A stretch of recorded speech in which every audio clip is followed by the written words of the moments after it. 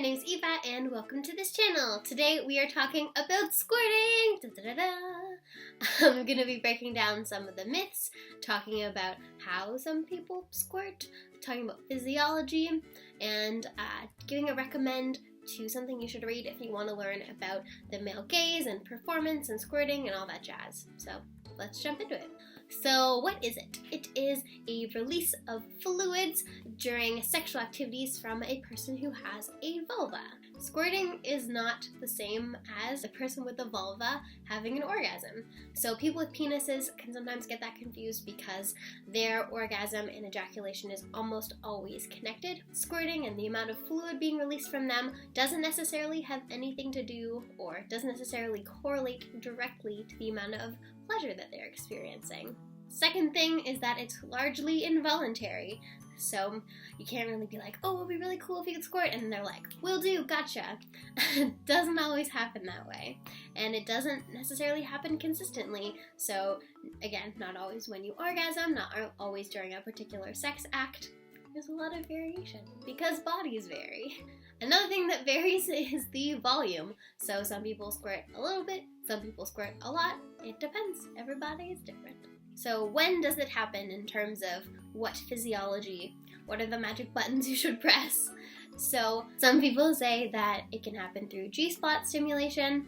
I'm going to have a full video about the G-spot, but it's an area of tissue on a person who has a vulva, and you can kind of reach it if you go in and do a come hither motion because it's against, towards your belly, not the person's back.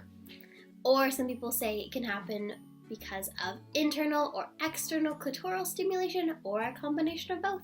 Some people squirt just from pressure around the vaginal entrance or pressure on the mons. So if you are interested in squirting or talking to your partner about squirting, you can ask what works for them or have a little sexy experiment time. As well, people report that targeted stimulation with hands or a toy can be easier than using a penis, but again, to each their own. So another big question, what is it made of?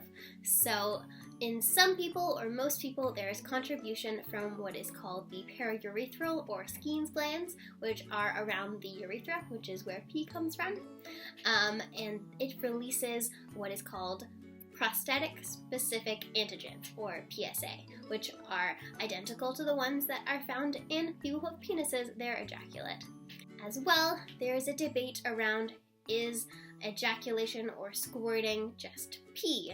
And one study, which only looked at 7 participants who squirted a large amount, so more than a glass of water's full, they found that the contents with biochemical analysis was almost identical to urine, and that their bladder filled and then released. What I have to say about the whole pee squirting debate is that sex is messy.